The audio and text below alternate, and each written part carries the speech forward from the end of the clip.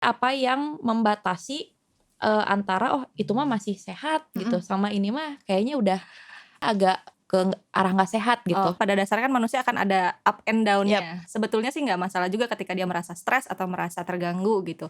Cuman ya balik lagi ketika patokannya adalah menjadi tidak sehat mental, itu dari Nah, Teh ngomongin bunuh diri, mhm. pernah punya pasien nggak yang pada akhirnya melakukan hal tersebut dan Oke. gimana perasaan Teteh gitu?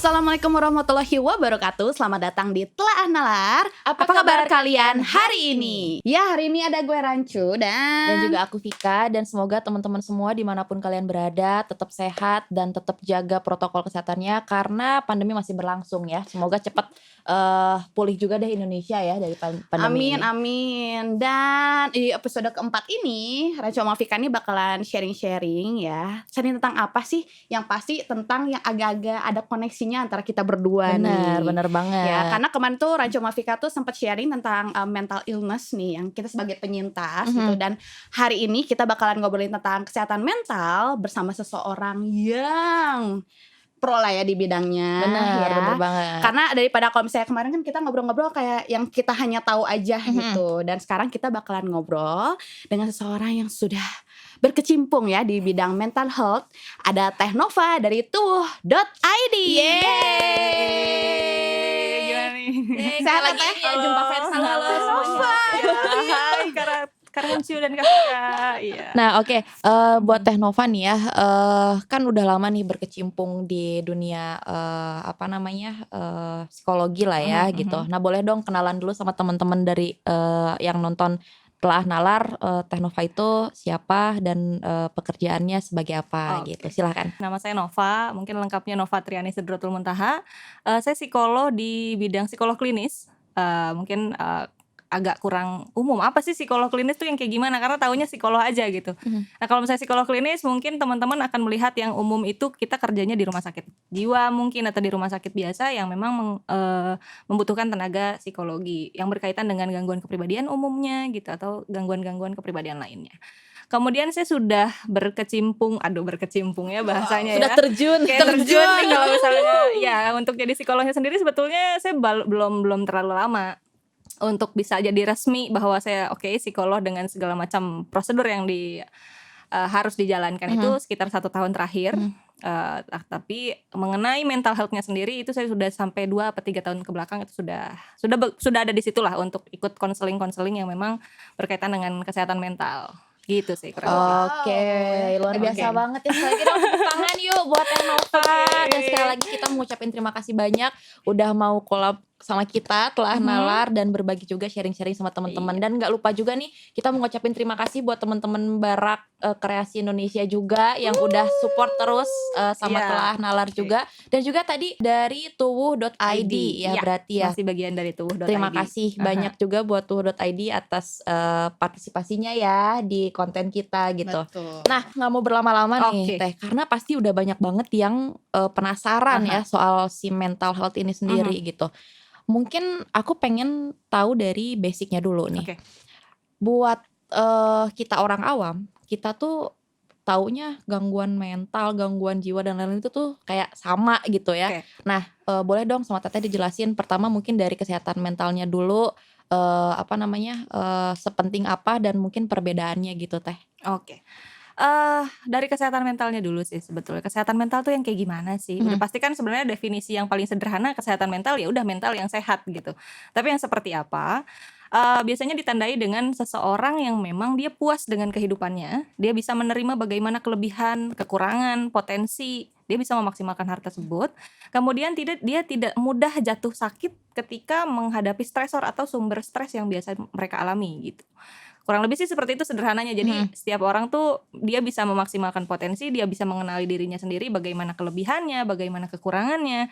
Kemudian ketika dia punya potensi atau punya kemampuan itu dimaksimalkan secara maksimal, kemudian itu juga disesuaikan bagaimana nilai-nilai atau norma-norma yang berlaku di sekitarnya gitu, tanpa menyalahi hal-hal tersebut ya. Itu dikatakan dengan sehat mental sih kurang lebih. Dasarnya seperti itu. Maksudnya kesehatan mental itu sebenarnya bisa berpengaruh juga sama daya tahan tubuh Ya, kita ya betul, gitu. betul Jadi suka jadi sekali. yang sakit gitu ya, misalnya kayak stres dikit terus kadang-kadang tuh suka kayak sesak napas atau enggak Demam. gitu, mimisan, ada yang kayak gitu Ada kan ya ya. sampai gitu, iya. Nah, makanya kan tadi kembali lagi ketika yang memang sehat mental itu dia tidak mudah sakit secara fisik, karena kan berkaitan ya ketika kita sakit secara psikis itu juga akan mempengaruhi terhadap fisik. Begitupun sebaliknya, ketika sakit fisik juga akan mempengaruhi kepada psikis. Nah, ketika yang sehat mental itu dia tidak akan mudah dengan hal tersebut lah. Kayaknya kakak-kakak sekalian juga akan pernah mengalami situasi stres ya, atau pekerjaan lah, atau mungkin ketika sudah punya anak menghadapi anak gitu kayak gimana. Tapi kita tetap bisa oke, ini saya stres. Tapi saya akan tahu nih saya harus ngapain. Kayak gitu. Jadi kayak Oke. tingkatan-tingkatannya tuh saya paham bahwa apa yang harus saya lakukan ketika saya stres sih. Saya nggak mengabaikan perasaan itu. Saya juga ngerasa capek sih gitu. Tapi saya tahu selanjutnya bahwa saya mampu, saya akan melakukan apa nih gitu. Jadi tidak rentan dengan hal tersebut lah. Biasanya justru yang ibaratnya kayak kesehatan mentalnya agak terganggu itu ketika kayak dia udah bingung mau ngapain kayak gitu ya. Kayak pikirannya udah kusut, kayak harus kayak gimana sih gitu ke depannya harus ngapain, benar gitu gak sih? Nah, yang selanjutnya apa tandanya yang kesehatan mental itu sudah mulai terganggu kan begitu. Tandanya itu bisa dilihat dari terganggunya ke aktivitas kehidupan sehari-hari. Mungkin yang kayak bekerja, yang sekolah itu sudah sudah terganggu lah, tidak bisa konsentrasi misalnya, energi sudah mulai turun atau habis gitu. Kemudian ketika menghadapi masalah itu emosional menjadi lebih terganggu, jadi lebih sensitif lah kasarnya. Kemudian ketika menghadapi masalah problem solvingnya juga tidak berfungsi atau misalnya tidak seperti biasanya kayak menghadapi masalah itu saya tahu nih saya harus ngapain. Tapi pada saat itu kayak aduh ini bingung nih. Saya kayaknya stuck gitu, nggak bisa apa-apa lagi gitu. Nah, itu udah tanda-tanda yang paling umum, yang paling mudah terlihat sih sebetulnya ketika seseorang itu ini udah mulai kesehatan mentalnya agak terganggu lah gitu, sudah mulai terganggu. Udah mulai kayak stres, depresi gitu lah ya. Kalau misalnya berkaitan sama stres sama depresi itu sebenarnya lain beda lagi kan ya. Oke, tolong dijelaskan. Mungkin aku pengen ini dulu nih Teh. Jadi mungkin ada satu contoh kasus nih. Misal ya, aku lagi menghadapi masalah. Nah, kita tuh kadang mungkin orang yang sebenarnya masih dalam kondisi yang sehat mental, mereka juga kadang suka menghadapi kebingungan-kebingungan dalam mencari solusi. Nah, buat membedakannya nih Teh, kayak gejalanya kan tadi kalau mentalnya udah istilahnya udah menuju ke nggak sehat, itu kan kita jadi bingung nih kalau misalkan kita lagi stres kita harus kayak gimana. Nah, perbedaannya apa tuh Teh? Maksudnya apa yang membatasi antara itu mah masih sehat gitu sama ini mah kayaknya udah agak ke arah nggak sehat gitu. Tadi pertanyaannya gimana ya caranya ngebedain yang memang benar-benar mana batasannya lah ya kasarnya yang sehat mental dengan yang tidak. Sebetulnya kan kalau misalnya lihat konsep di sehat mentalnya sendiri kan kayak sempurna sekali ya. Yang nggak sih kayak yang kayaknya nggak pernah punya masalah banget, atau sekalinya punya masalah tuh langsung ke atasin lah gitu ketika masalahnya. Tapi kan namanya juga balik lagi pada dasarnya kan manusia akan ada up and down-nya. Sebetulnya sih nggak masalah juga ketika dia merasa stres atau merasa terganggu gitu. Cuman ya balik lagi ketika patokannya adalah menjadi tidak sehat mental itu dari ketika stresnya itu sudah mengganggu kehidupan sehari-hari.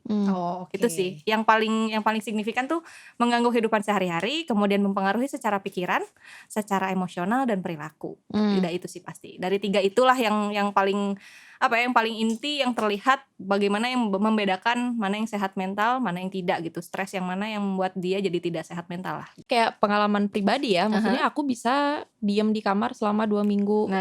Nggak keluar kamar gitu. Jadi emang itu tidak sehat ya teman-teman. Jadi kalau misalkan ada yang mengalami itu mungkin langsung ke profesional lah ya, lebih baik gitu. Atau mungkin bisa jadi tanda-tanda orang di sekitarnya juga, nanti kita akan bahas kali ya. Nanti ada tipsnya nih gimana kalau ada orang-orang di sekitar kita yang mengalami demikian tanpa harus ke profesional. Benar. Sekarang Rancu pengen nanya nih ya, berarti itu udah ada gejala-gejalanya. Nah, ini aku pengen nanya nih, sebenarnya ini yang aku tahu mah si stres dan depresi bukan mental illness yang aku tahu. Nah, stres dan depresi itu sebetulnya lebih ke arah warningnya.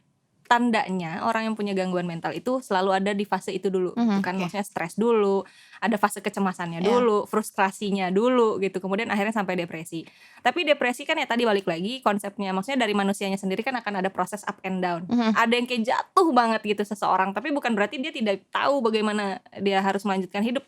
Karena kan kita juga suka butuh waktu ya untuk healing kasarnya, untuk yang kayak istirahat tuh kayaknya capek banget nih saya gitu. Saya pengen istirahat. Nah, itu kan ada fase-fase menarik diri, tidak tertarik, hilang minat terhadap lingkungan misalnya, itu akan mungkin terjadi. Nah, itu sebetulnya si stres dan depresi itu adalah warningnya untuk ke arah ke gangguan kesehatan mental. Kalau dibiarkan mungkin ya. Nah, ketika dibiarkan nanti, kalaupun misalnya itu memang jadi gangguan kesehatan mental, tidak bisa didiagnosa oleh diri sendiri gitu.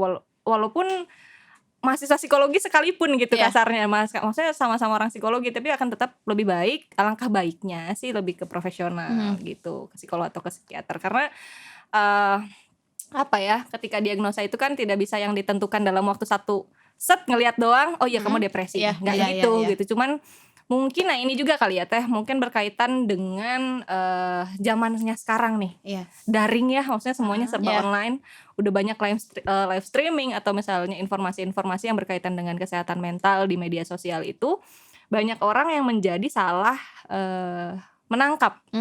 Karena ketika oh iya nih, mungkin teteh-teteh pernah menjadi penyintas dan mengalami hal yang mirip, terus saya merasa kayak kayaknya saya juga pernah deh, jangan-jangan saya juga depresi nih. Nah, yang jadi salah tuh seperti itu sih. Self diagnose gitu ya. Jadi self diagnose itu sih yang jadi saya senang sih dengan kesadaran masyarakat sekarang gitu, bahwa oh ya kita harus sehat mental. Oh ya kita sudah mulai aware bahwa sehat mental itu penting, bahwa ketika memang sudah mulai terganggu kita bisa datang ke profesional. Tapi ya itu tadi yang disayangkan, terlalu banyaknya informasi yang demikian, ketika penyerapannya jadi berbeda, jadinya malah self diagnose. Itu aja sih. Iya, itu yang paling bahaya sih, maksudnya kayak apa ya, masyarakat bisa dapetin informasi di mana aja, itu adalah bisa jadi sebuah hal yang positif ya, tapi bisa juga ada sisi negatifnya gitu. Itu sih. Nah, mungkin tugas kita ya di sini istilahnya kayak ngasih tahu juga sama teman-teman yang ada di rumah gitu, bahwa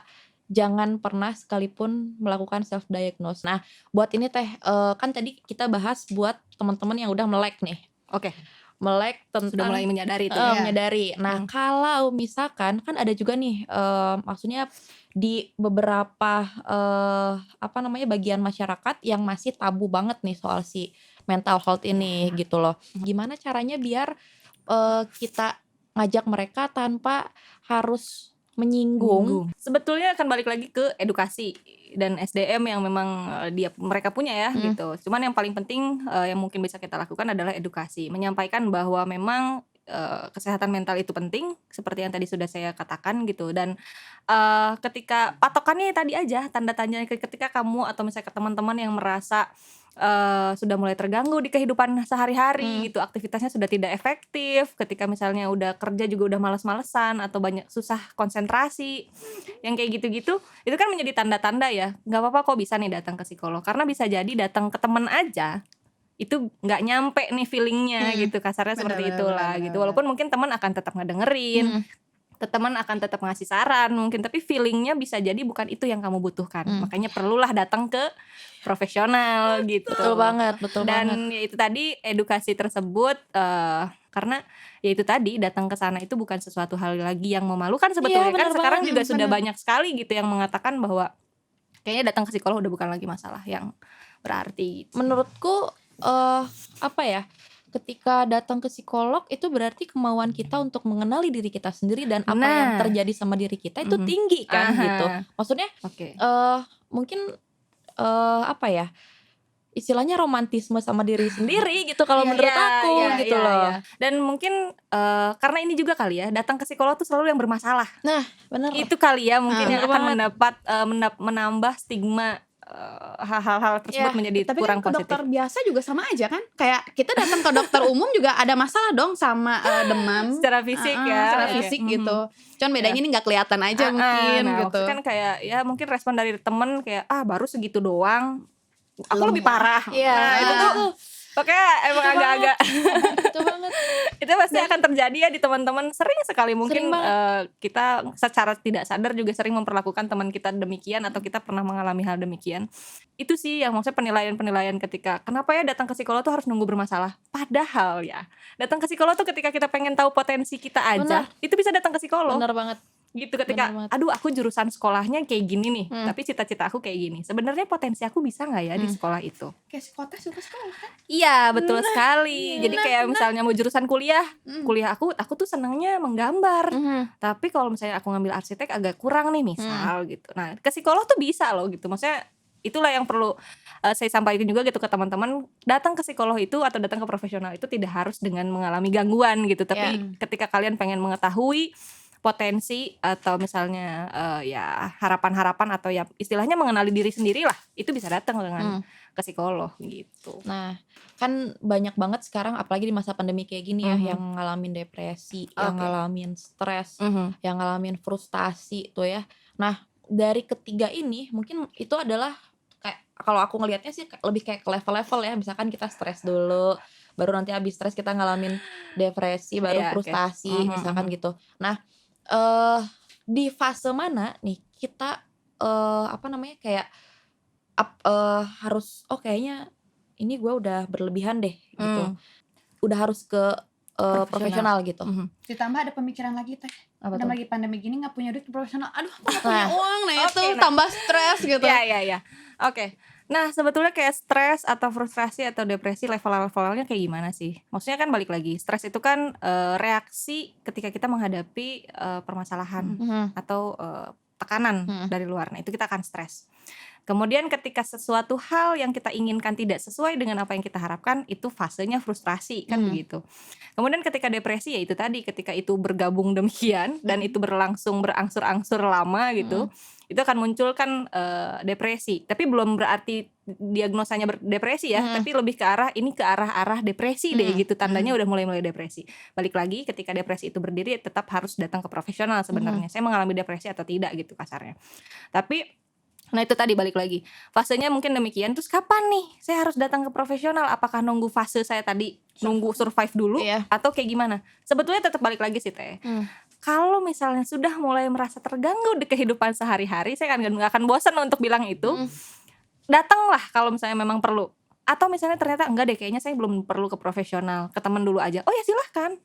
Maksudnya tidak ada aturan yang harus yang sampai kayak gimana nih, karena kan banyak juga ya, banyak yang sampai udah terganggu sedemikian rupa juga kalau dianya belum mau mah nggak bisa datang gitu. Jadi sebenarnya kan ke profesional maksudnya kan itu tadi ke profesional sendiri kan ketika seseorang tersebut seeking help gitu yang memang datang membutuhkan bantuan. Berarti kan masih sadar secara akal ya. Iya, jadi kalau misalnya menurut dia ya seberat apapun yang dia jalankan, tapi menurut dia kayaknya saya belum perlu, dengan apapun pertimbangannya, ya kita juga nggak bisa kan, tidak bisa memaksakan hal tersebut. Betul. Tapi ketika sekarang anggaplah level stresnya baru karena aduh nilai saya jelek, kuliah saya mandek, skripsi saya macet, mungkin untuk beberapa masalah atau jadi di halayak umum kan jadi kayak biasa aja. Tapi buat dia kan mungkin akan stres sekali. Terus menurut dia kayaknya saya perlu datang ke psikolog. Ya boleh. Itu balik lagi sih, soalnya balik lagi ke kebutuhan diri dia sendiri.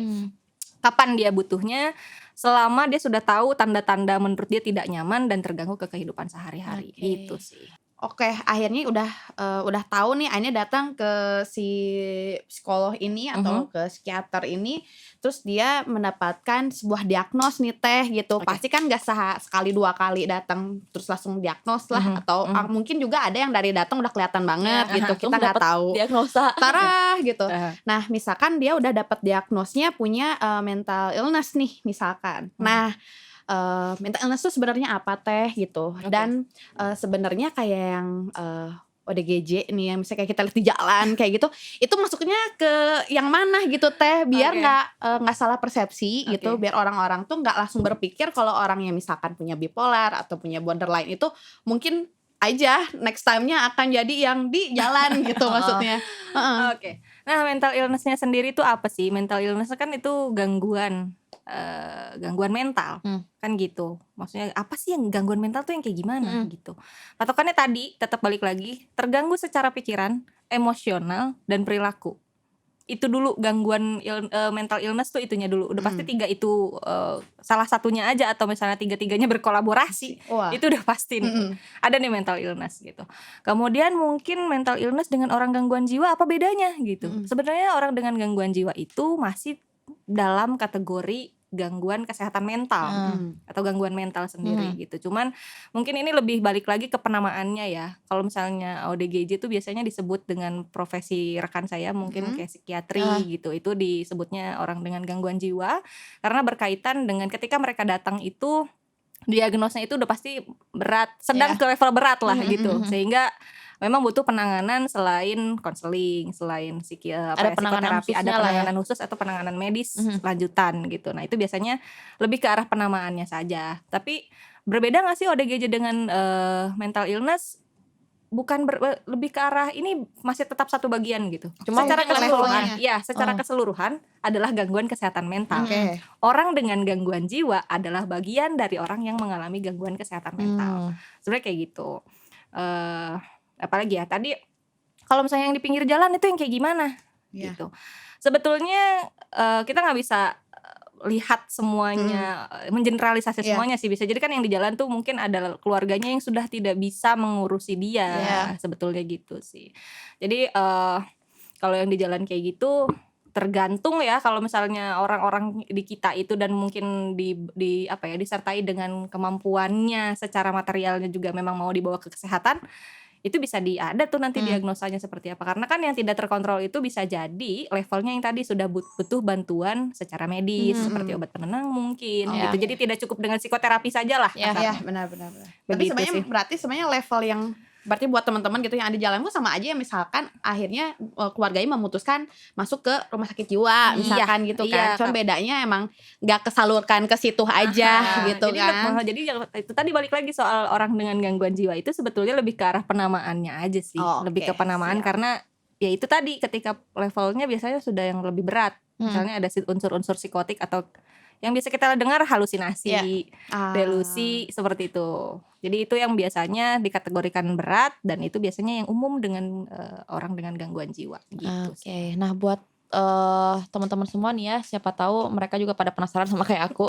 Jadi si mental illness itu kan pasti banyak faktor-faktornya ya, kenapa bisa terjadi gitu loh. Kenapa orang bisa mengidap mental illness dan jadi penyintas gitu. Nah mungkin Teh Nova bisa jelasin gitu. Mungkin apa aja faktor faktornya. apa nih? Yang Kayak bisa misalkan genetik atau enggak masa kecil Oh, apalah. Kenapa nih anak bisa atau kenapa seseorang bisa mengalami mental illness gitu kan?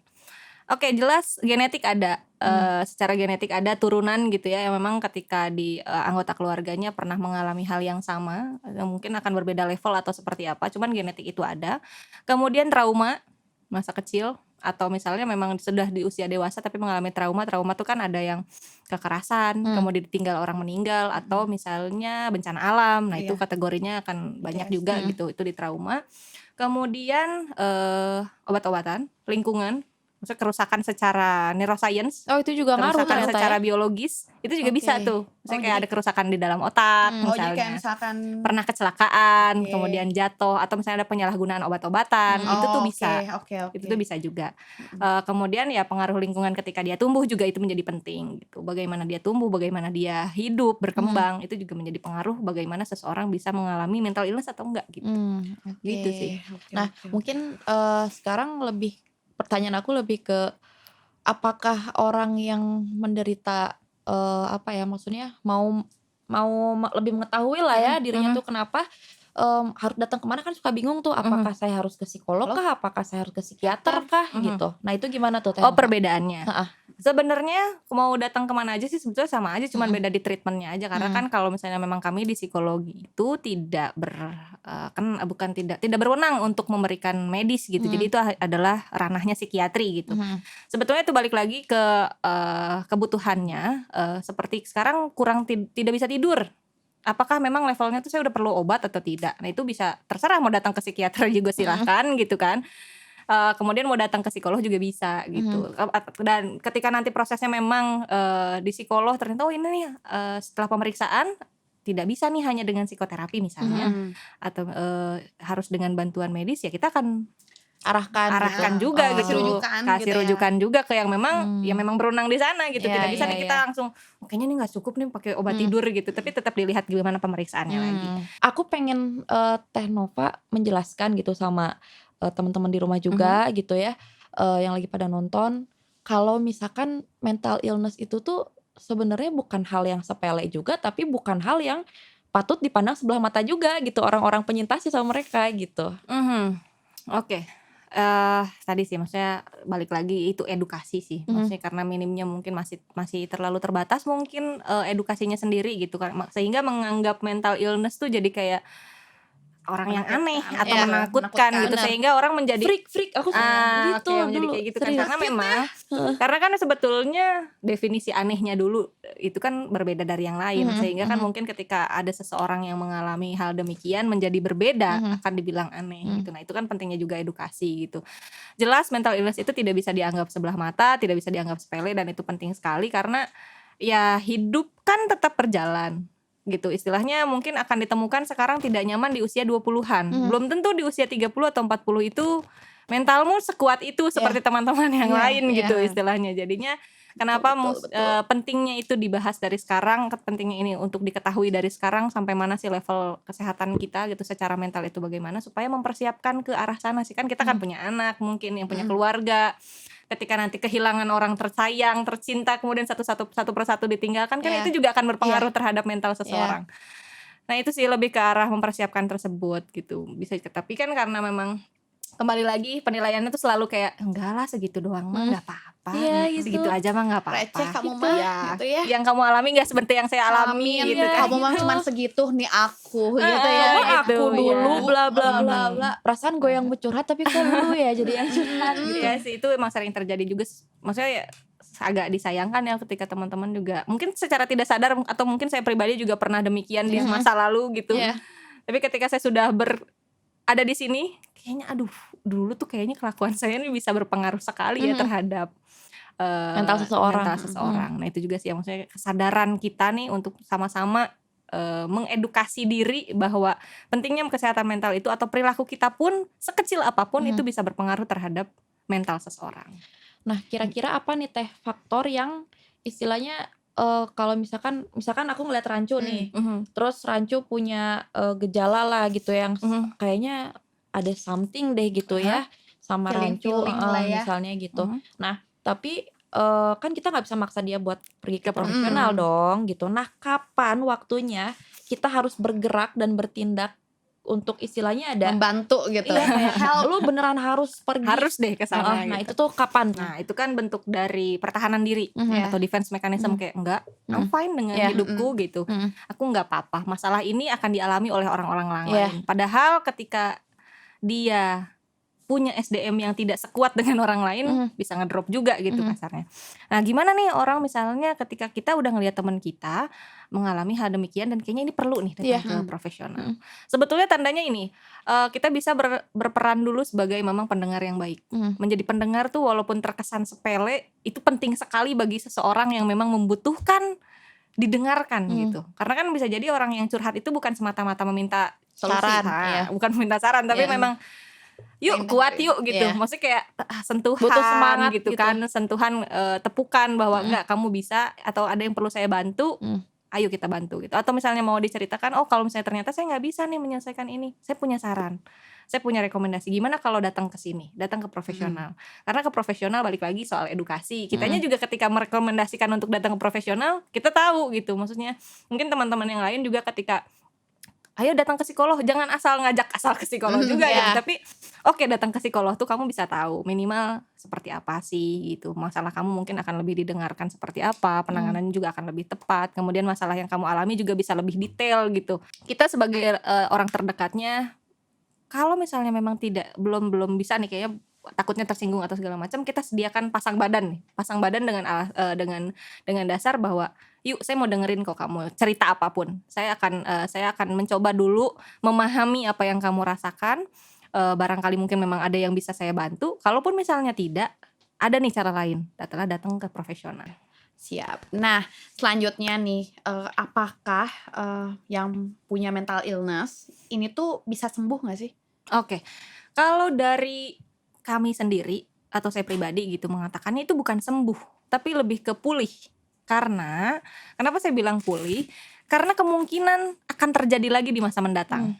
Perbedaannya bagaimana dia healing atau dia menurunkan kadar yang dia rasakan. Misalnya ketika di usianya mungkin di usia 20-an atau 21 gitu, ketika dia mengalami satu masalah, triggernya seperti apa?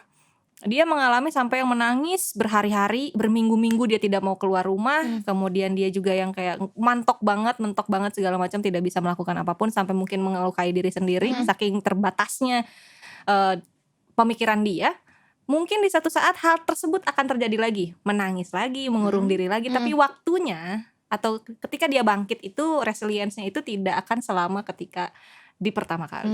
Jadi kenapa saya bilang pulih gitu, karena kemungkinan akan terjadi lagi gitu. Jadinya ketika penanganan sedari dini itu sebetulnya bukan menyembuhkan atau menghilangkan, tapi setidaknya ketika nanti terjadi lagi, kamu tidak akan ngedrop yang pertama kali gitu. Iya. Sebetulnya gitu. Jadi sih. latihan juga ya gitu si orang si sosok penyintasnya juga, maksudnya melatih untuk gimana caranya untuk self control gitu. Ya, karena kan ketika makin lama konsultasi, ketika melakukan konseling atau terapi, kita kan akan semakin tahu nih. Oh iya sih, saya mengalami kelemahan di mana, tapi saya punya potensi di mana. Ya. Saya tahu nih kalau misalnya saya ketemu orang yang ngomongnya agak keras, saya akan lebih sensitif. Ya. Tapi kan kalau kayak gitu saya harus tahu nih, berarti kalau misalnya ngobrol sama orang yang demikian, saya harus seperti apa. Kan itu akan lebih cepet ya terlihat gitu dibanding di pertama kali. Kalau pertama kali kan taunya tuh ngedrop aja, nangis aja gitu kan, ketika ngelihat ada orang atau ketika ngobrol sama seseorang yang suaranya lebih tinggi misalnya, atau yang ngobrol sampai ngegebrak meja, gitu kan akan ada mengulang memori-memori yang tidak menyenangkan mungkin. Benar. Tapi ketika di masa mendatang, kalaupun itu terjadi, kita tidak akan ngedrop pertama kali sebetulnya. Jadi itu pentingnya harus konsultasi dan konseling juga gitu. Biar berlatih terus tahu diri sendiri sih intinya. Nah, biayanya kalau misalnya konseling berapa sih Teh? Mahil kah? Soalnya banyak yang orang mikir kayak kayaknya kita bakalan ngabisin berapa duit kalau misalkan ke psikolog atau ke psikiater misalnya gitu. Kayak dari tadi tuh ngobrolinnya ke profesional gitu, tapi nggak ngebahas tentang biayanya sendiri. Oke, kalau sekarang kan banyak sekali ya kayaknya menurut saya fasilitas-fasilitas yang untuk konseling itu bahkan gratis pun banyak gitu. Banyak tenaga-tenaga dari kami, maksudnya kayak psikolog-psikolog yang memang, atau misalnya mahasiswa-mahasiswa psikologi yang bergabung untuk memberikan konseling atau konsultasi secara gratis gitu. Jadi sebetulnya biayanya sih akan kembali tergantung teman-teman datang kemana, karena kan sebetulnya kalau fasilitas sendiri sih menurut saya masih terjangkau ya, karena kan kalau nggak salah juga bisa pakai BPJS. Itu juga udah bisa sekarang di beberapa rumah sakit menggunakan BPJS. Kalaupun misalnya memang tidak mau dengan proses yang demikian, menurut saya di media sosial sudah juga udah banyak kok, maksudnya fasilitas-fasilitas yang memberikan konseling dengan harga yang terjangkau ataupun gratis sekalipun gitu. Nah, ini kan tadi tuh Teteh tuh dari tuwuh.id. Nah, si tuwuh.id ini tuh apa nih Teh? Oke. Kalau dari Tuwuhnya sendiri, ini lembaga psikologi juga yang bergerak untuk khusus ke anak, remaja dan dewasa. Berkaitan kalau misalnya ada yang dengan psikolog pendidikan, itu berkaitan dengan minat anak, pendidikan, kemudian karir gitu, atau masalah-masalah yang terjadi secara pendidikan gitu. Nah, ada klinis juga seperti saya ini. Nah, yang klinis ini itu tadi yang saya jelaskan di awal, berkaitan dengan gangguan-gangguan kepribadian di masa remaja dan masa dewasa. Begitu sih layanan psikologi juga. Nah, berarti teman-teman bisa follow juga nih di tuwuh.id ya. Oke. Jadi mungkin buat teman-teman sekali lagi yang misalkan butuh konseling mau tentang apapun itu di sana lengkap ya. Maksudnya ada psikologi klinis, ada psikologi yang lain-lainnya ya gitu, dan juga suka buka juga konseling gratis gitu. Jadi biar tahu infonya teman-teman sekarang boleh follow @tuwuh.id. W-nya 2 ya. Iya, W-nya 2 nanti ditulis di deskripsi di bawah. Makanya follow aja dulu gitu. gitu. Pokoknya nanti ketemu sama psikolog cantik ini ya. Seneng udah datangnya juga tapi kalau cowok-cowok ya. Konsultasi itu kayak aku akan curhat. Pada berbinar aja semua yang cowok-cowok. Aduh, ya ampun, kita udah ngobrol-ngobrol ya gitu sama Teh Nova gitu seputar kesehatan mental illness gitu dan solusi dan kayak gimana segala macam. Dan sekarang kita bakalan masuk ke mitos atau fakta nih ya, supaya teman-teman tahu nih gitu apa aja yang beredar gitu ya di halayak ramai gitu. Apakah itu benar atau tidak? Mari kita konfirmasi pada ahlinya. Oke. Yang pertama Vika. Yang pertama nih, katanya mental illness itu gila alias nggak waras. Nah, gimana? Itu mitos sih. Mitosnya untuk sampai berdiri ke gila itu banyak proses gitu. Maksudnya kita juga tidak gila cinta ya. Kita juga tidak menyebutnya. Kita juga nggak nyebutnya juga nggak gila gitu. Tetap dengan ya diagnosanya aja yang berdiri gitu, bahwa memang ini terganggu secara apa, kemudian gangguannya apa atau namanya apa gitu. Jadi nggak yang dengan gamblang bahwa ini orang gila gitu, nggak gitu. Kalau tergila-gila mungkin bisa. Itu beda ya. Akan berbeda ya. Akan cinta. Itu mungkin bisa ada gitu ya. Terus selanjutnya nih, mental illness itu adalah lemahnya iman. Karena mental illness itu kan berkaitan dengan, kalau misalnya ngomongin iman tuh kan menurut aku terlalu ini ya general sekali gitu. Balik lagi ke spiritual masing-masing atau religi, kepercayaan masing-masing gitu. Cuman kalau saya bilang itu mitos atau fakta, itu mitos sebetulnya. Karena bukan sesuatu hal yang salah ketika memang ada mungkin kita kurang dekat dengan pencipta gitu, atau mungkin kurang itu cuma gimana. bisa sebagai terapinya mungkin, tapi salah satunya lebih ke arah bukan sekarang kamu mah lemah iman aja, enggak gitu. Tidak dengan sekedar itu. Banyak juga yang sebetulnya terjadi orang-orang yang mungkin terkesan terlihat ibadahnya cukup, tapi mungkin kan kita nggak tahu gitu, seseorang dengan iman yang demikian cukup kuat apakah dia tetap sehat-sehat aja juga kan nggak bisa begitu. Jadi itu mitos guys. Iya, mitos. Oke, selanjutnya nih, mental illness nggak bisa disembuhkan atau permanen sifatnya. Balik lagi sih konsepnya, karena pulih ya. Mungkin bahasanya tidak bisa disembuhkan, bisa pulih. Kalau saya bilang itu fakta, orang bisa pulih kok, bisa berkembang lagi gitu, masih bisa memaksimalkan atau optimalkan potensi di dalam diri seseorang gitu. Jadi kalau misalnya saya bilang sih ini tetap mitos juga ya. Maksudnya tetap karena tetap masih bisa optimal kok, walaupun misalnya masih ada tanda-tanda gitu kan. Oke, selanjutnya nih, mental illness menyebabkan seseorang menjadi kriminal. Wah, ini mental illness menjadi seorang kriminal. Yang kriminal itu ada yang terganggu secara kesehatan mentalnya, gitu sih. Tapi nggak semua kan, nggak semua yang punya mental illness itu pasti jadi kriminal. Iya, tapi yang kriminal umumnya mengalami ada gangguan secara, karena kan sudah melanggar norma yang tadi ya, tadi sudah dibahas di awal, sudah melanggar norma, kemudian tidak memperhatikan lagi lingkungan sekitar gitu. Jadi itu sih mitos. Oke, kecuali kita juga kriminal tau. Iya, kita suka mencuri hati pria-pria. Mencuri hati ya. Gak usah ketawa. Lanjut. Untuk yang selanjutnya nih, semua mental illness terjadi karena kesalahan pola asuh katanya. Tidak semua, tapi pola asuh menjadi bagian yang bisa mempengaruhi seseorang mengalami mental illness. Oke, jadi itu mitos juga ya, nggak semua. Nggak semua. Ya, karena kan tadi ya faktornya juga sudah kita bahas gitu, maksudnya sebab-sebab apa sih, atau karena kenapa ya gitu, faktor-faktor apa aja yang mempengaruhi seseorang mengalami mental illness. Nah, pola asuh termasuk, tapi tidak semua gitu. Kalau nggak ada yang sadar kamu depresi, berarti kamu baik-baik aja. Aduh, karena ngomongin depresi itu balik lagi sih. Depresi itu kan kita mau pakai di mana gitu. Apakah depresinya itu menjadi diagnos, atau memang setiap orang akan mengalami itu tadi, up and down. Dan kita pasti akan mengalami fase depresi. Begitupun saya pribadi gitu akan mengalami fase depresi. Tapi bukan berarti oh iya nih depresinya yang gejala seperti apa, karena kan depresi juga ada levelnya, ada yang ringan, ada yang berat, ada yang sedang gitu.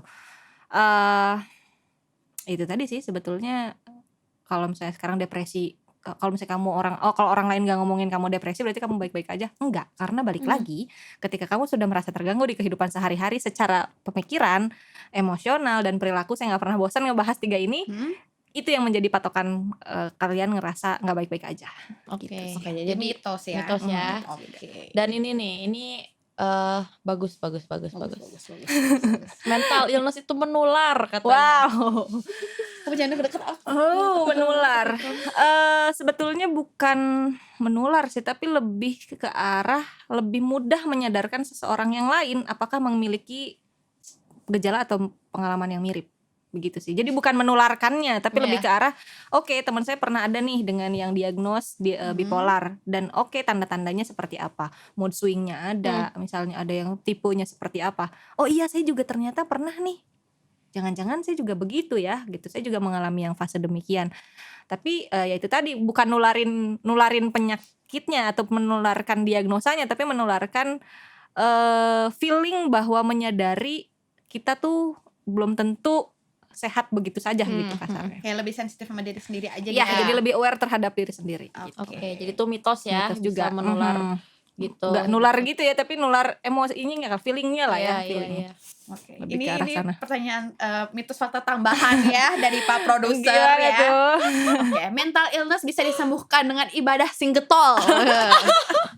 Apakah mitos atau fakta? Udah langsung mitos. Kan udah dibahas tadi ya.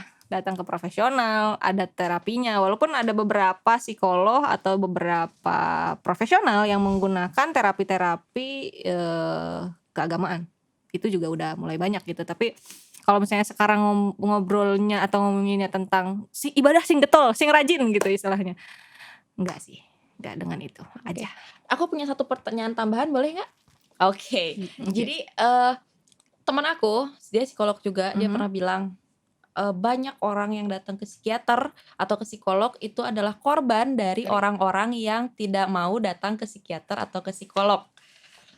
Oke. Nah, gimana tuh? Iya, itu betul sekali. Karena kan orang yang ada di sekitarnya menjadi kayak, aduh kayaknya saya terus nih yang harus dibenahi gitu. Sedangkan bukan diri dia kok yang dibenahi gitu. Makanya tadi pentingnya edukasi juga sih sebetulnya.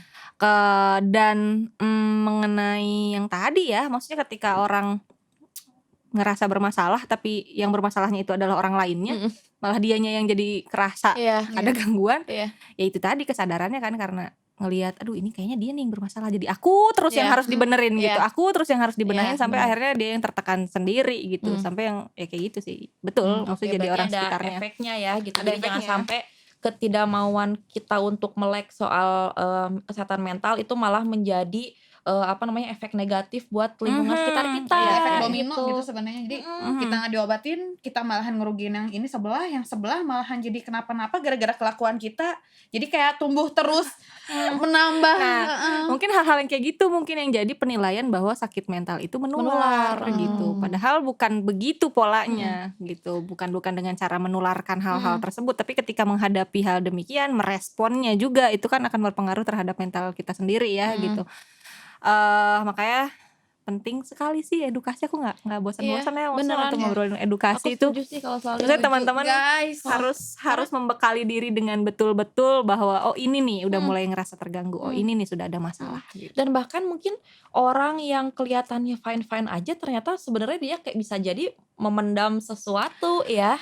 Kayak yang inilah ya, kayak public figure gitu. Banyak banget kan yang kelihatannya di TV happy happy aja gitu. Bahkan setelah sebelum dia melakukan istilahnya aksi bunuh diri ya gitu, pada saat itu dia masih sempat kayak sebelumnya main sama keluarganya dan lain-lain. Nah itu tuh gimana cara kita menilai dan menanggapi kalau misalkan ada orang yang misalkan baru mau bunuh diri atau misalkan dia tuh kelihatannya aneh.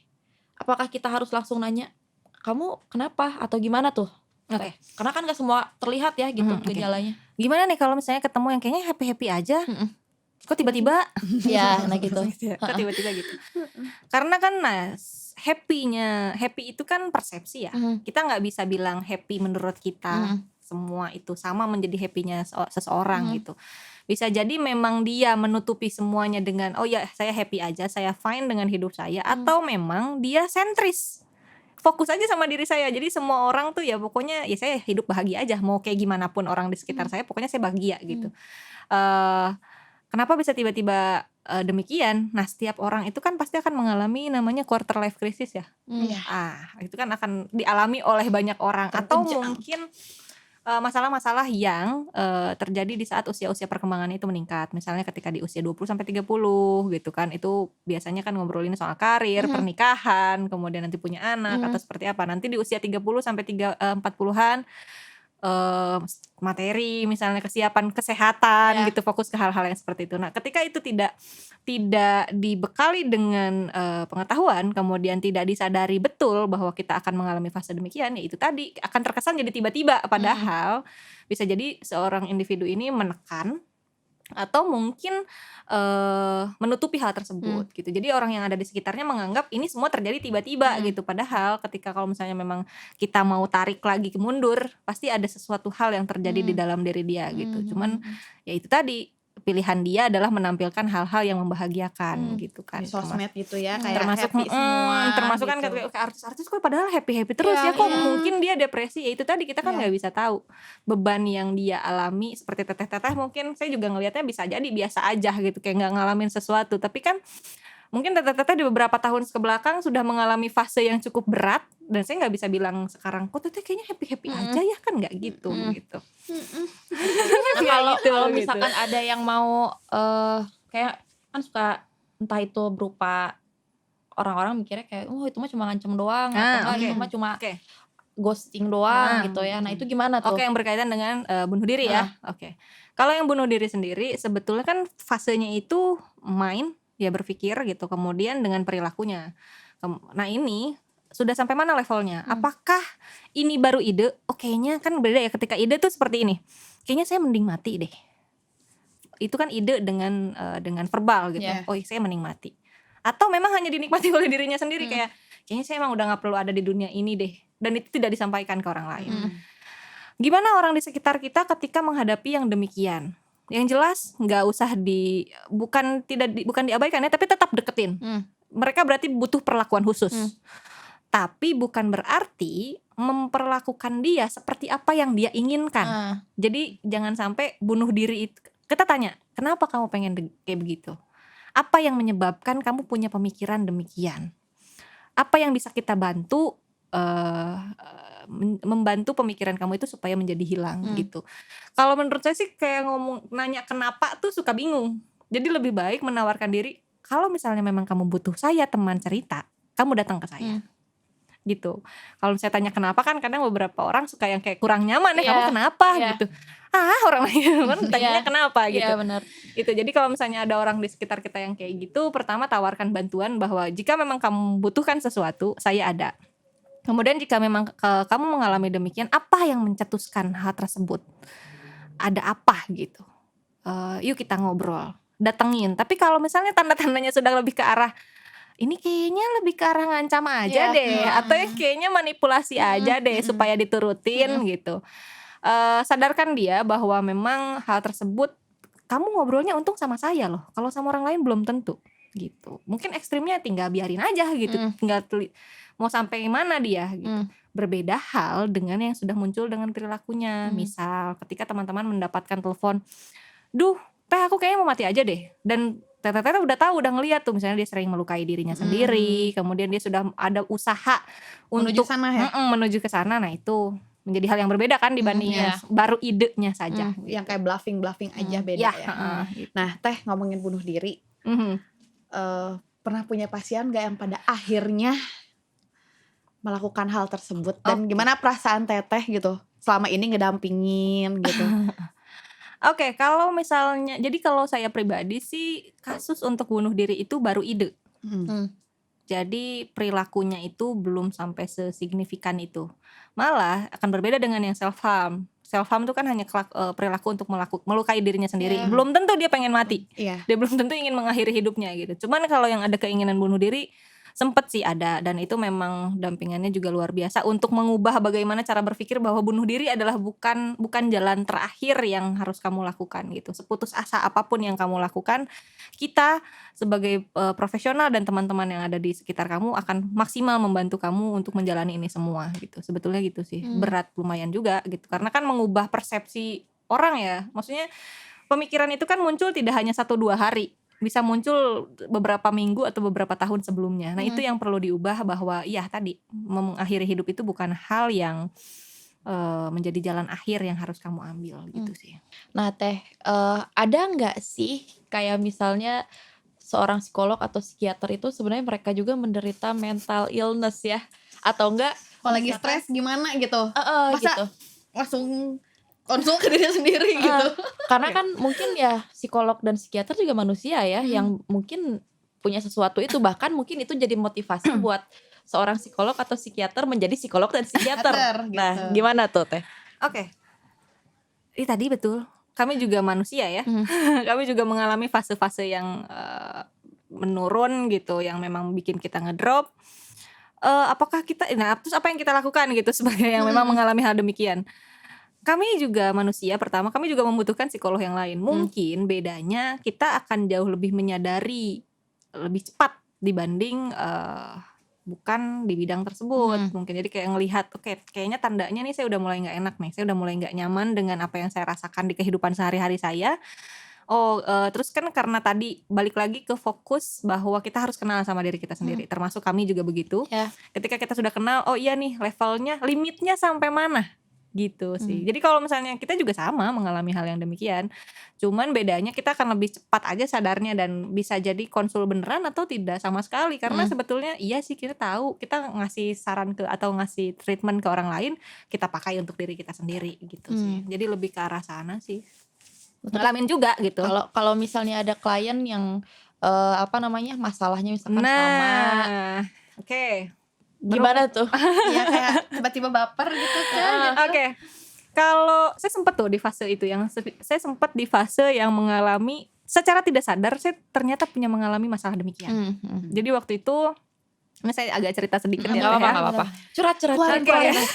Keluarkan. Jadi pada saat itu ketika awal-awal saya aktif untuk konseling atau menjadi konselor, saya tuh kan selalu ngerasa enggak ada masalah di diri saya, bahwa saya psikolog dan tidak mungkin sakit gitu.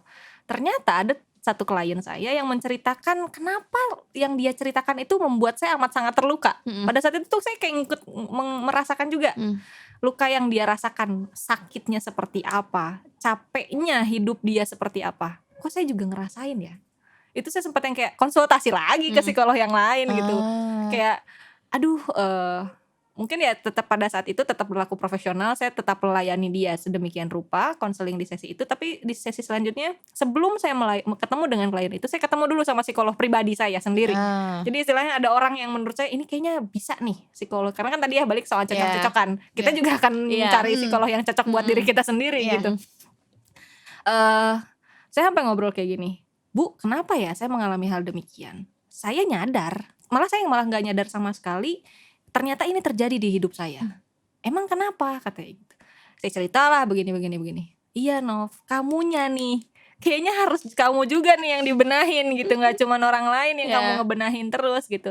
Sehingga kamu baru sadar sekarang ketika ada klien yang memang merasakan hal yang sama yang sebelumnya kamu pernah rasakan gitu. Dari situlah saya semakin kayak meyakini bahwa setiap orang itu gak apa-apa untuk tidak baik-baik saja gitu benar. Sih. Karena it's dulu okay not to be okay ya. Ya, karena dulu saya juga sempat kayak gitu loh Teh. Dulu juga sempat kayak, maksudnya saya sempat di fase bahwa saya psikolog, saya di bidang kesehatan mental, saya ngurusin banyak orang, saya nggak boleh sakit gitu. Saya juga sempat di fase itu. Tapi ketika ketemu sama psikolog saya dan saya juga ngobrol banyak, konsultasi juga gitu kan, sesejarah dengan terapinya, oke, emang nggak apa-apa kok, kita tidak apa-apa walaupun saya bekerja di bidang itu gitu. Dan teman-teman pun yang lain ketika merasa memang tidak baik-baik saja, nggak apa-apa kok, itu wajar. Kami juga yang profesional di bagian situ gitu tetap mengalami hal tersebut. Cuman bedanya akan lebih aware dan lebih sadar aja sih. lebih cepat ya. Oke. Oke, Handsome Purnama hanya milik Tuhan ya. Ya, benar. Lebih cepat ke situ aja sih. Selanjutnya nih Teh, di masa pandemi ini untuk orang yang stres pasti banyak gitu ya. Cuman pada akhirnya meningkat ke punya mental illness ini banyak atau gimana? Jelas ya semakin banyak. Karena kan banyak orang yang terbatas sekarang. Gerak seseorang terbatas sekali sekarang, hampir semuanya gitu. Jadi akan jelas meningkatkan mental illness seseorang sih gitu. Udah nggak yang biasanya cukup dengan nongkrong sembuh, misalnya cukup dengan cerita sama teman-teman ngerasa baik-baik aja. Sekarang kan jadi terbatas karena harus virtual misalnya, baru cuma telepon kayak gitu-gitu. Jadi ya dengan kondisi saat ini jelas sekali mental illness akan semakin tinggi gitu ya, karena semuanya serba terbatas. Kemudian seperti apa sih, harus bagaimana nih kita di situasi demikian tetap menjaga kestabilan, mungkin ke sana kali ya. Penting sekali gitu memahami diri kita itu seperti apa, sehingga dan lihat juga ya, edukasi penting sekali tadi, mencari informasi gitu kan.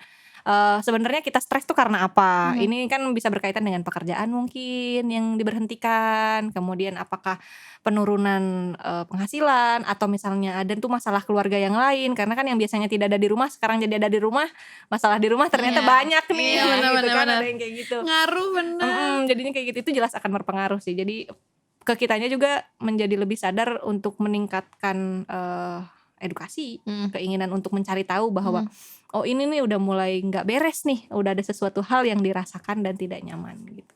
Tadi kan ngomong soal informasi dan edukasi ya Teh ya. Menurut Teteh nih, informasi yang benar mengenai kesehatan mental yang beredar di masyarakat ini kira-kira udah cukup belum sih gitu, sama persentasenya antara yang mitos sama yang fakta itu gimana tuh menurut Teteh dan teman-teman?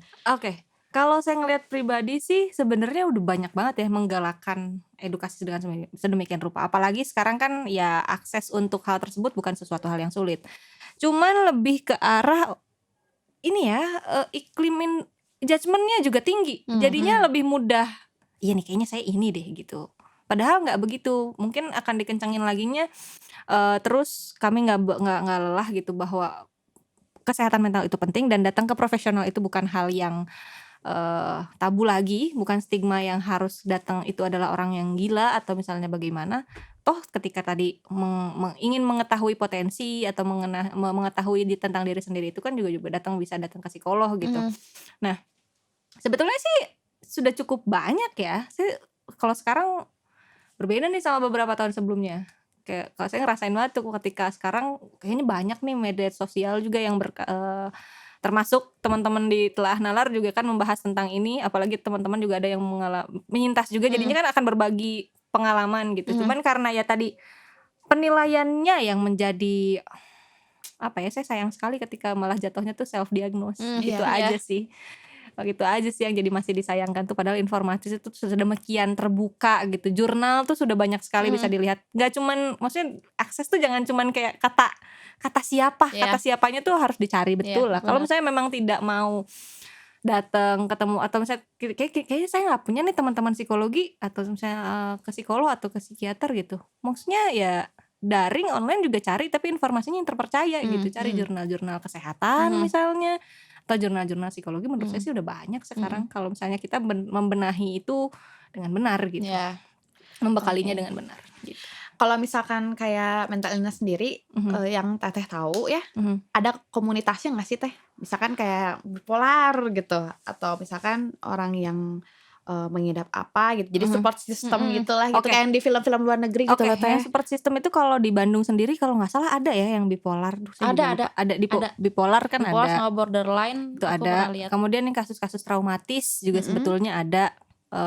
Atau kalaupun misalnya tidak komunitas, lembaga-lembaga seperti Lembaga Perlindungan Perempuan dan Anak juga sudah ada yang masuk dalam ini sudah masuk di dalamnya untuk menjadi support system selain orang terdekat. Jadi sebenarnya dukungan tuh banyak kok ada gitu. Cuman ya itu tadi kembali kepada ego bahwa aduh kalau aku ungkapin apa-apa nggak ya gitu. Iya Sebenarnya sih. itu sih.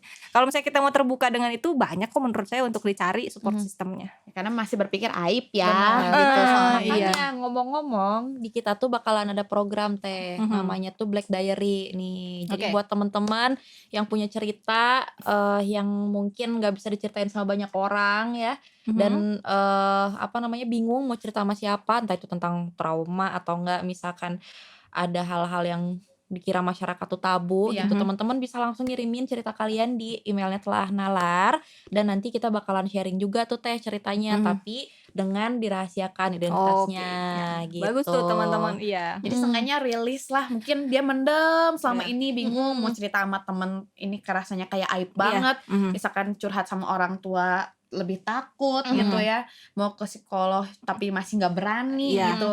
Mungkin pengen di share di sini, kali aja cerita kalian itu bisa menjadi sebuah manfaat buat Iya, kita buat teman-teman gitu. yang lain juga yang mengalami hal demikian. Bisa jadi kan ada yang mengalami yang sama tapi bingung ngomongnya. Iya. Kalaupun karena banyak Teh yang memang terjadi tuh orang pengen ngomong tapi nggak tahu cara ngomongnya gimana. Kalau masih bisa nulis itu luar biasa sekali sih teman-teman. Kalau masih walaupun oke secara verbal tidak bisa, tapi dengan nulis itu keren sekali. Ada juga orang yang nggak bisa sama sekali gitu, dan itu yang memang itu luar biasa sih. Iya maksudnya. benar banget. Kita juga nanti bakalan ada program yang namanya Berani Salah. Jadi maksudnya mengakui kesalahan itu bukan suatu aib kok gitu. Karena mungkin benar nggak sih Teh kalau menurut Teteh ya, apa namanya, kalau kita nggak tahu kekurangan diri kita di mana, kesalahan kita di mana, gimana kita bisa perbaikin Ya betul sekali. gitu. Nah nanti di program itu mungkin kita bakalan sharing-sharing soal Betul. kesalahan-kesalahan kecil yang ternyata efek ke orang-orang Iya. sekitar itu besar Iya, gitu ternyata orang-orang gitu. Bisa aja jadi trauma gitu. Ke orang-orang sekitar atau ke diri sendiri juga jadi Ada efeknya Iya, gitu. Bisa jadi trauma sendiri, ternyata gue salah gitu. Kayak baru sadar, baru kayak ngehnya sekarang, dulu tuh kenapa aku gini Iya. gitu, misalnya gitu kan. Bener banget.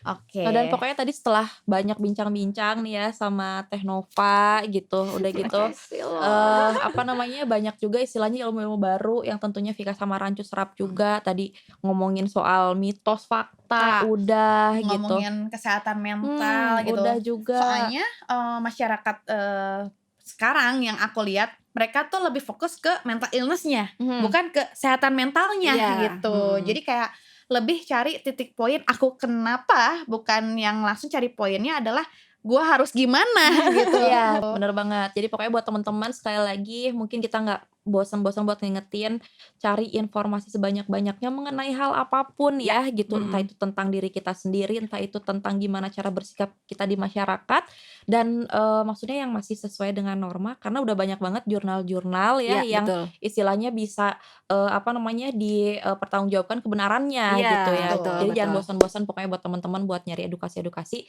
terlebih seperti tema kita yang hari ini yaitu tentang kesehatan mental. Karena itu penting banget. Nah sekarang boleh tuh dari Teh Nova ada pesan-pesan nggak buat teman-teman yang lagi pada nonton? Oke, mungkin bagi teman-teman semua yang sedang mengalami ketidaknyamanan atau misalnya mengalami sedang dirinya tidak baik-baik saja, itu adalah sesuatu hal yang wajar dan tidak perlu diabaikan. Sekali lagi, kalaupun misalnya memang membutuhkan datang ke profesional, itu bukan sesuatu hal yang memalukan. Kami akan selalu ada buat teman-teman sekalian. Akses kita juga sekarang sudah jauh lebih mudah. Jadi tidak perlu khawatir ketika teman-teman ketika teman-teman merasa tidak baik-baik saja, kami juga ada untuk teman-teman. Gitu sih. Oh, luar biasa ya ampun, sekali lagi terima kasih buat Teh Nova udah nemenin kita ngobrol curhat dikit lah ya hari ini. Ada curcolnya gitu. Ada curcol. Pokoknya buat Teh Nova semoga selalu sukses dan terus tebarkan kebaikan di Terima kasih bumi banyak. ini gitu. Amin. Mudah-mudahan semoga teman-teman juga sukses selalu nih. Saya senang kalau kayak gini-gini nih.